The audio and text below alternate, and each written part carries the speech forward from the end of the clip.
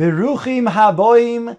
Welcome everyone. We're about to begin Be'ezras Hashem together on Daf Kuf Hey Amud Beis at the very top. The previous Mishnah really was a build-up to our Mishnah, because at the end of last Mishnah it said that somebody is toifer shtei tfiros is chayiv.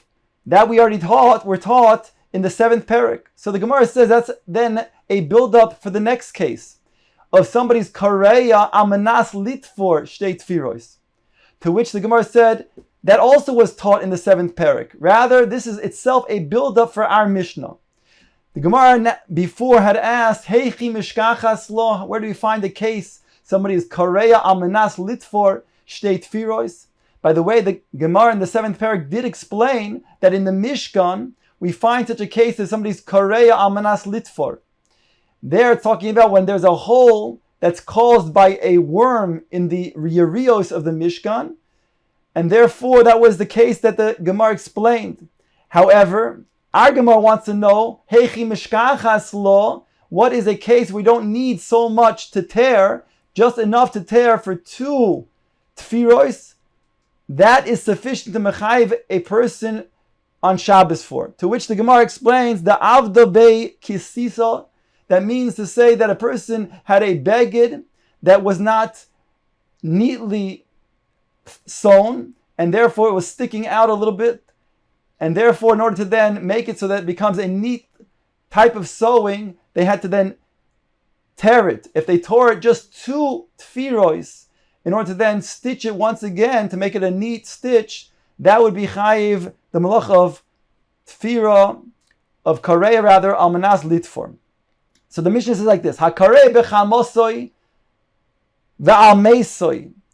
A person who was to rip his clothes, rend his garments because of his anger or because of his mace, somebody that had died, v'chol hamekalkelin, and anybody who is mekalkel peturin.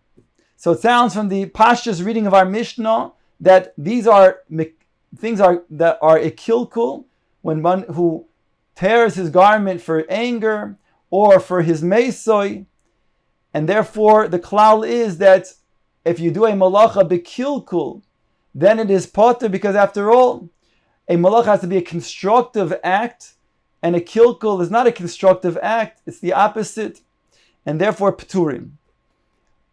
The Mishnah goes on to say, however, if a person does do a kilkul that is in order to then mesaken, the shear for that is the shear of the mesaken. And therefore we find certain malachos that are themselves kilkul, but if they are aidei lesaken, then they're chayiv. For example, a person who erases 2 letters, so the shear of erasing itself is a kilkul, but if it's erasing almanas lichtoiv, so the same shear of writing, which is 2 letters, is the shear of the mechika of the erasing. Similarly, when a person were to then break down a binyan, soiser almanas livnois, the same shear of binyan, which is a kolshu, would be then the shear of soiser, of stira, which is a kolshu. So too over here we found that a person who is toifer shtei tfiros is chayiv. Therefore, a person is kareya almanas litfor, which is a tikkun. Then the shear is going to be 2 stitches that he's kareya. The Mishnah goes on to say other shiurim, shear for different things. When a person then shears off the animals, the sheep's wool, so that he first done is cleaning it. The cleaning process is called melabein. The second malach is hamenapet. He takes a stick and he hits the fabric, the sievim of the wool, and he hits it so that it then becomes detached, and then he's able to then ultimately then thread it to make it into to make it into strings, and that's the malach of toive. And then he also it's soveya, and he dyes it. So these are the malachos that we find that were done in the Mishkan in terms of making the Yirmiyahu, and therefore these malachos have the following shiur: K'maloi roichav hasit kaful. A sit is between the forefinger and the space between the end of the forefinger and the middle finger, that is a sit, and over here, roichav sit, and here we're saying it's 2, doubled this length is going to be the shear for these malachos. So therefore, if a person were to take a string that were to be the length of this times 2, and he would dye it, for example, he would be chayiv chatos. The Mishnah goes on to say, "V'ha'oreg shnei chutin shi'urei k'moloi hasit." If a person were to then take for the malacha of oreg, we said if there is the horizontal threads that are called shesi, and he would take the erev and he would then put it through the width of the shesi, and he would go one time and then back again. That's shtei chutin. But what is the shear? How much does he have to go? So the Mishnah tells us not the entire garment back and forth, but rather even if it's going to be maloi roichav hasit, which is going to again be between the length of the forefinger and the end of the middle finger. The Gemara now asks the following question from a Brayse of Raminu: Hakareya bechamoso ubeevloi v'almeisoi chayiv. Our Brayse teaches over here that somebody who rents his garment out of anger or out of avelus for his mace will be chayiv. Yet our Mishnah said that he would be potter, stira. And the Brayse continues, V'afal pishem mechalel es haShabbos yatzi yidei kriya. Even though he's being mechalel Shabbos, he fulfilled the mitzvah of kriya. In addition to being misabil, there's a mitzvah of kriya, renting one's garment. So he's going to fulfill that mitzvah. So here we have in the Brayse stating that he's chayiv, whereas in our Mishnah it says potter. Answers the Gemara, lo kasha haba meis didei haba meis da alma. The Brayse that says chayiv is talking about a mace that is a mace didei from his own family. That which it says in the Mishnah is talking about a different mace, and therefore he's not going to be obligated. Whereby it's going to be potter. He's not obligated to make a kriya, so he's potter on Shabbos for that. Ask the Gemara, we're assuming over here that the Mishnah is talking about that's a kilkul, where over here it would be a constructive act because he's being kareya for his mace, a family member. Ask the Gemara, but our Mishnah says his mace, and still it says that he's potter. Answers the Gemara, la'olam b'meis didei. We are talking about family member even in our Mishnah. However, it's talking about not one of the 7 relatives that a person is supposed to be chayav to be misabel for and to be kareya for, like the 7 being the father, the mother, the son, the daughter, the sister, the brother, and the spouse. But rather, the Mishnah is talking about, for example, an uncle, and that's why it's potter, because it's a kilkul, this type of kriya. Whereas the Brayse is talking about where it's one of the 7 close relatives, and therefore it's a constructive act. That's why he's chayiv. Ask the Gemara, v'chachamhu chiyuv v'mechayve. But if he's a chacham, then one is obligated to then rent his garments for that chacham. The Tanya, like it says in the Brayse, chacham shemeis hakol kroivov. That if a chacham passes away, then everybody is his kroivov, is his relative. Ask the Gemara, hakol kroivov, everybody is his relative. Salkedaikta, that's so? Do you really think that everybody's a relative? Ela ema hakol kik kroivov. Rather, you have to say everybody's like a relative of the chacham. Hakol karim alav, everybody's obligated to rent his garment. Hakol cholzin alav, everybody's obligated to then follow the procession and take out one of his shoulders, that he should rip the garment so that his shoulder is revealed. Hakol mavrin alav b'rechoiva, everybody's obligated to then be fed, like the Sudas Havra, where they give the person bread in his hands to eat. He can't feed himself. So the Sudas Havra, and that's done by a chacham. So how can we say that he's potter in our Mishnah if he was then indeed kareya al meisoi? Answers more lotzricha de lav chacham hu. Our Mishnah is talking about where he was not a chacham. The Adam Kosher who asked the Gemara chiyuv mechayve, but if he was an Adam Kosher, still he's obligated to then tear his garment. The Tanya, For it says in the following brisa, Mipnei ma meisim bonov uvnoisov shel odom kishein ketanim. Why do a person's children pass away when they are ketanim? Now here we're talking about the children passing away. For the Mishnah asks, or the brisa asks, Kadesh yivke v'isabel adam kosher, because so that he should cry and be misabel for adam kosher. Ask the Gemara, Kadesh yivke, so that he should cry. After all, that should then cause the children to die. Arvuna shakli mineh. You're going to take an arvo, and you're going to take the possession, a mashkoin from the parent, because so that he will cry for an adam kosher. Rather, in the past tense, it's referring to that he did not cry and be misabel for adam kosher. Shekol haboich al adam kosher moichlin loy al kol avonoisov bishvil kavod she'asa. Because anybody who is then boiche umisabel for adam kosher gets moichlin al kol avonoisov, and therefore, if he had an avon that would then mechayev him to have his children die young, then had he then been boicha umisabel on adam kosher, then it would have been moichlin and prevent such an event from happening. So we're left with the question, why does the Mishnah say that he's going to be potter for then rending his garments for the mace? Answer the Gemara, because our Mishnah is not talking about an adam kosher. Still ask the Gemara, but if a person's present at the time that the person passed away, then he's also obligated to rend his garment. The Tanya, like it says in the following brisa, Rabbi Shimon ben Elazar Omer, ha'oimed al hames b'shas yitzias neshama chayiv likroya. A person's present at the time of yitzias neshama, he's obligated to rend his garment. Holam is a doime. What is it? Lama is a doime. What is this compared to? The sefer Torah shenisraf, a sefer Torah that was burned, just like a sefer Torah that is burned. A person witnesses that he's obligated to rend his garment.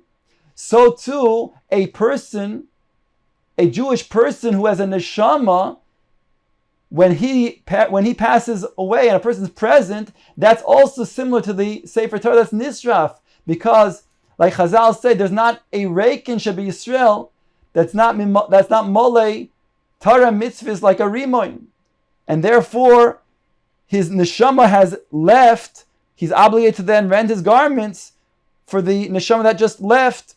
Answers the Gemara, therefore, why does he not then be chayiv for being kareya al meisoi? Answer the Gemara, because lo tzricha de lo kol yibishas yitzias mishah. He was not present when his mace passed away.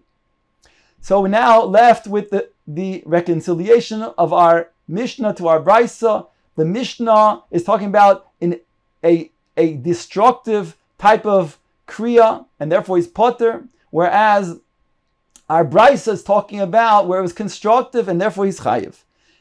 Ask the Gemara, Teinach meisoi el chamosoi achamosoi kasha. That would be an explanation to reconcile the Brisa with the Mishnah in regards to the kriya of the mace.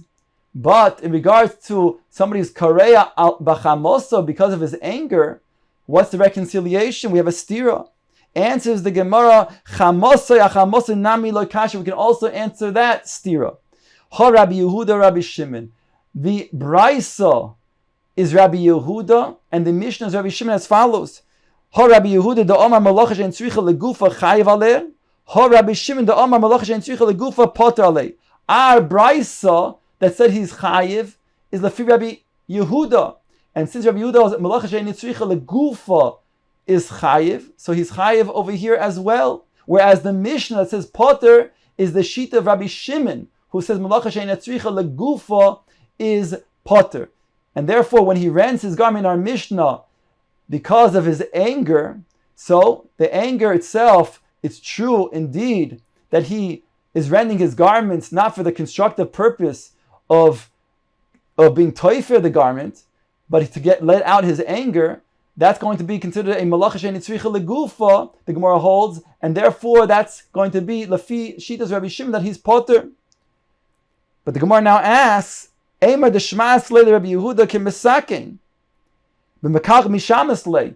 But if he's renting his garment, he's tearing his clothes because of a fit of anger. So the Gemara says, after all, that itself is a kilkul. So even Rabbi Yehuda would say, although he holds malach she'en tzricha legufa is chayiv, but over here it's a kilkul. And therefore, how can you say that he would be chayiv over here in the Brisa? Answers the Gemara, Rabbi Avin hainami misakenhu. This also is a form of tikkun. As follows, the kovin nachas ruach liyitzroi, because he's then causing a nachas ruach to his yetzer hara. He's calming himself down through tearing his garment. Ask the Gemara, is this really a constructive purpose? Ki gavna mishari.